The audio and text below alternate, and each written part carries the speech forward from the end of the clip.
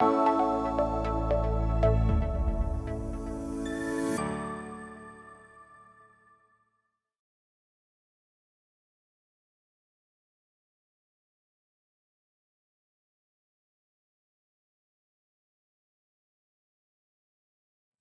I just want to say that in the next 20 years, we're going to see radical changes in so many areas, too numerous to mention. But I'll just touch on a few, and I'll obviously let the other participants just chime in here. So basically, I've been following a lot of what Elon Musk has been doing, obviously with his Tesla and his SpaceX program and Starlink. And also his desire to set up a colony on Mars, which probably develop into far more than just a colony. And so obviously those things are very imminent.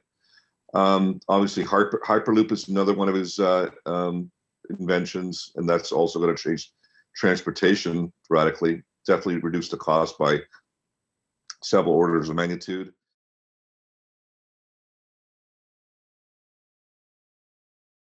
Issue for social sciences for a long time, 150 years, where we've been trying to figure out to what degree and to what extent technology determines the nature of society. So Marx and Engels argued that every society's political conflicts are determined by the nature of its technology. And ever since, people have argued for one form of technological determinism or another. Contrasting view being that ideas drive history as opposed to technologies. And then the most sophisticated, mind-blowing idea is that everything's technology, that social practices and cultural traditions and everything could be considered a form of technology as well. So it's still very much an ongoing debate. But one of the things that I think is interesting to look at is the difference in technological optimism between, for instance, Western societies and China.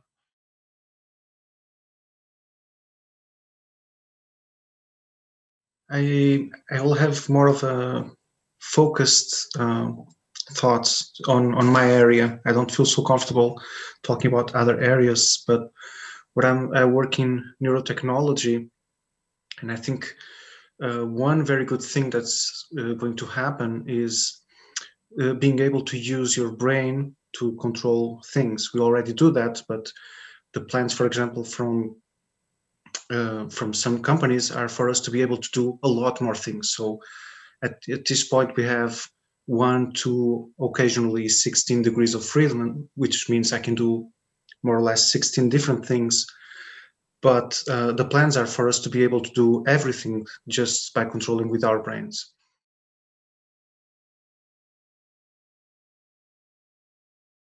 We tend to think tend to think of technology in linear terms. You know, in 1895, Lord Kelvin said that heavy air flight would be impossible, and people were trying to perfect the balloon. In 1953, people were trying to perfect the iron lung. You know, if I go back 500 years, people were trying to perfect the epicycle so they could calculate planetary motions. And again, in 1900, people were trying to figure out how smaller and smaller billiard balls accounted for atomic and subatomic behavior. Wrong. It takes conceptual revolutions. We really need to step back. If we're going to go forward, we need to step back and examine our assumptions and say, what are we missing?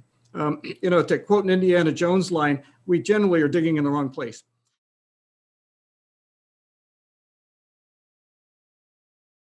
Technology in a lot of areas, from transportation to health to living to learning, and huge amounts of new vocabulary will be invented. Huge amounts of new processes will be invented, and these have to be taught. And one of the best ways to teach these things is through visuals, through interactivity, through simulation, and the technology to get that across universally is going to have to be developed. Resolution immersive technologies, either with contact lenses or glasses or other ways of doing things like Princess Leia's hologram.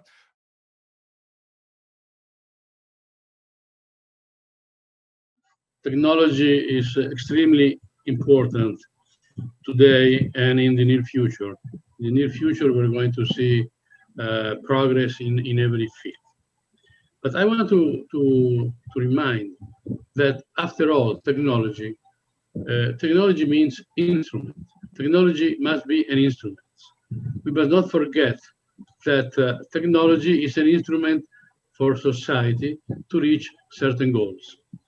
So it's important that we define such goals, that we go to the essentiality of such goals and what can technology do. Let's make an example.